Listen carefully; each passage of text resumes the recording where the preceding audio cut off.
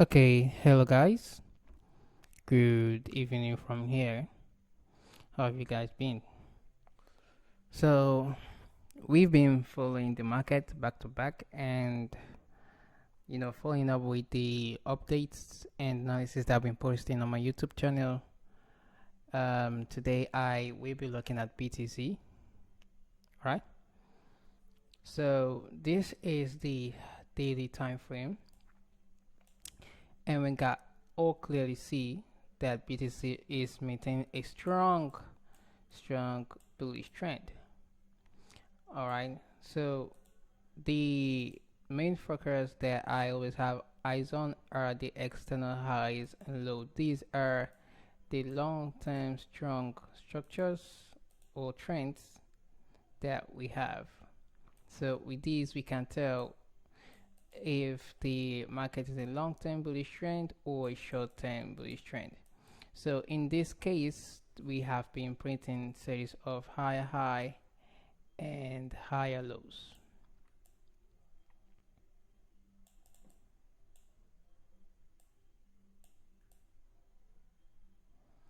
All right. So what I just indicated right now is my higher high and higher low, higher high and higher low.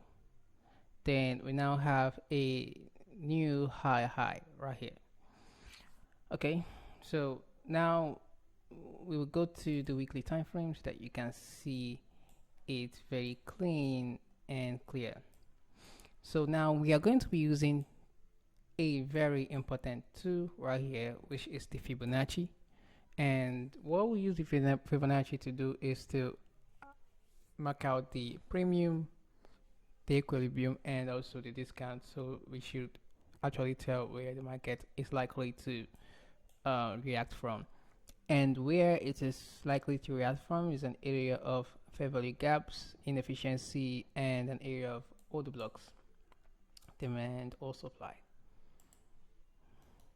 So in this case, we bring out the Fibonacci 2 and we measure from this low to this high.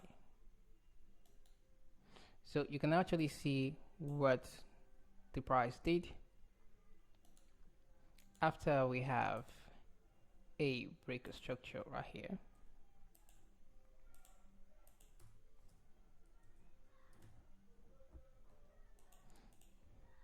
The next thing the market did was to trade lower to fill up all of these imports that we have here, all of this inefficiency that we have here. Because if we look from the other side,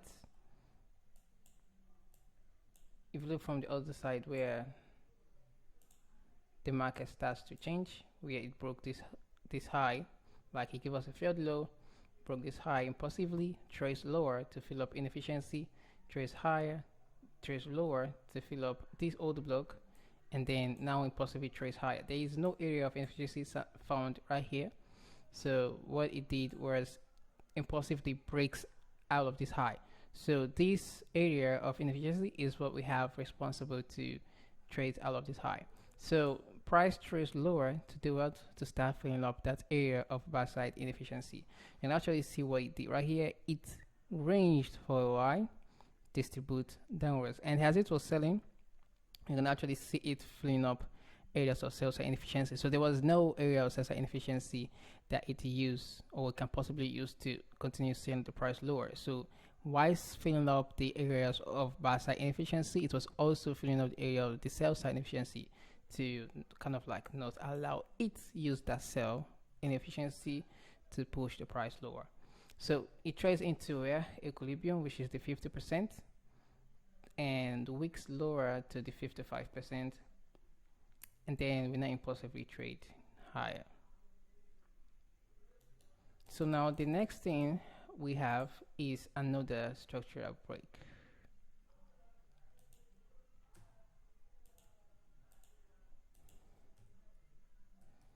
So we have another breaker structure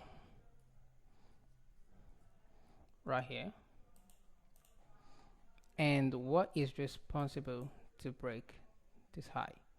Now most of you might be looking at this and wanting to sell, wanted to buy from there. Yeah, this is also seen as a dimension, but I will not be looking at that area to confidently see how we buy from there. For what reason? The reason is that I'm seeing this as an inducement. Alright, so I'm seeing that as an inducement for kind of like liquidity for the market to trade lower to take that. So you know that we always need areas of liquidity. If we have to buy, we need to have the liquidity above our point of interest so that we can say that it takes liquidity and starts to buy the stops resting on those lows. Just like we see right here, we see that hunt right there. Right, this is an area of support level. Price trades into it, sweeps it, fill up the area of sales efficiency, gave us a failed low, and then finally starts to trade higher.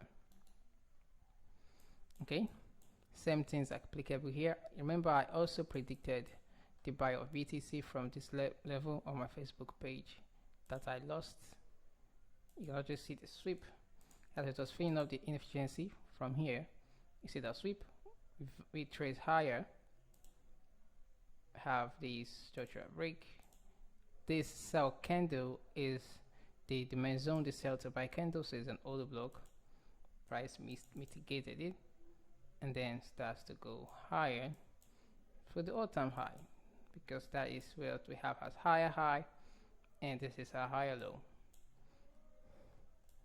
So now the next thing that we need to do is to take out our Fibonacci from this low to this high. And now what I'm looking at for price for where price should trade into and start buying is this area right here where I have my fair value gap, and that area is an area of discounts.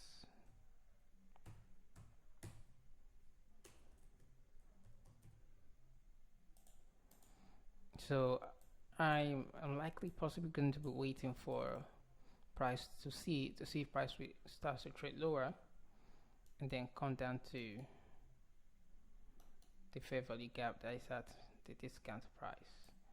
That's actually where I'll be watching for price to come down into.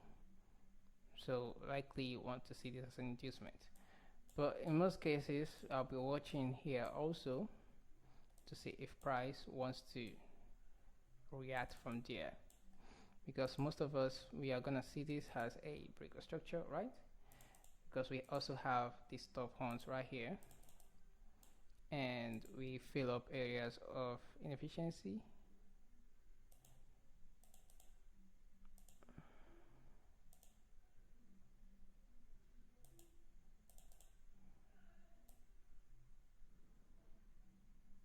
So we fill up area of inefficiency, we have the breaker structure. Most likely I will ignore this and I will be paying attention to what we have right here.